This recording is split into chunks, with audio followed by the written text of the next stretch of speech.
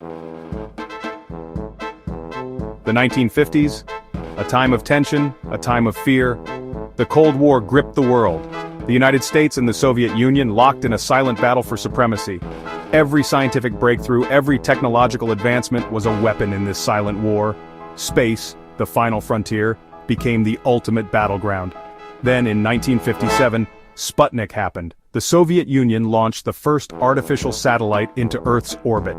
The world watched in awe and fear as this tiny beeping sphere circled our planet. The space race had begun, and the stakes were astronomically high.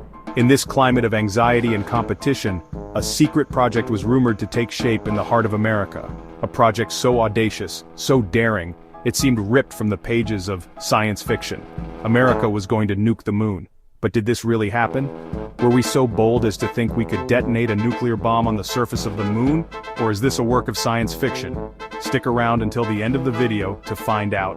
But for now, listen to the story of Project A119, America's plan to nuke the moon. Imagine this. The year is 1958. The world is still reeling from Sputnik. The United States, desperate to assert its dominance in space, is willing to consider any idea, no matter how outlandish. Enter Project A119. Allegedly conceived by the U.S. Air Force, this top-secret project aimed to demonstrate America's technological superiority by detonating a nuclear weapon on the lunar surface. The plan was simple, in theory. Launch a nuclear missile towards the moon. Upon impact, detonate the device. The resulting explosion, visible from Earth, would serve as a terrifying testament to American might. It was a show of force, a display of raw power intended to intimidate the Soviets and reassure the American public. But was it a good idea? The answer, as with most things involving nuclear weapons, remains shrouded in mystery. The logistics of Project A119, if it ever existed, were daunting. Launching a nuclear device to the moon was one thing, but ensuring a successful detonation would have presented a unique set of challenges. The chosen weapon would need to survive the journey through the harsh vacuum of space. The target on the moon's surface would need to be carefully selected to maximize visibility from Earth. And then, there was the question of the explosion itself. Scientists and engineers would have grappled with complex calculations, attempting to predict the behavior of a nuclear blast in the moon's low-gravity, airless environment. Would there be a mushroom cloud? Would the blast be visible to the naked eye?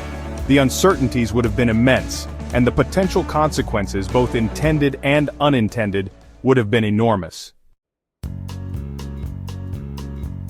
Behind this audacious plan was a team of brilliant, if somewhat speculative minds.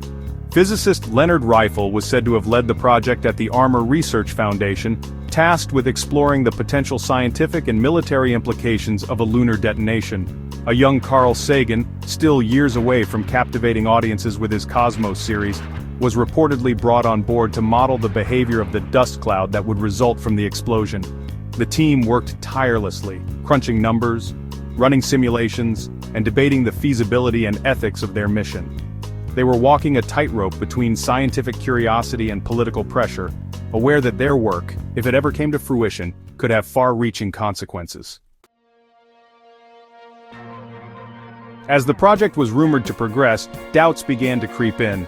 The scientific community raised concerns about the potential contamination of the moon's pristine environment.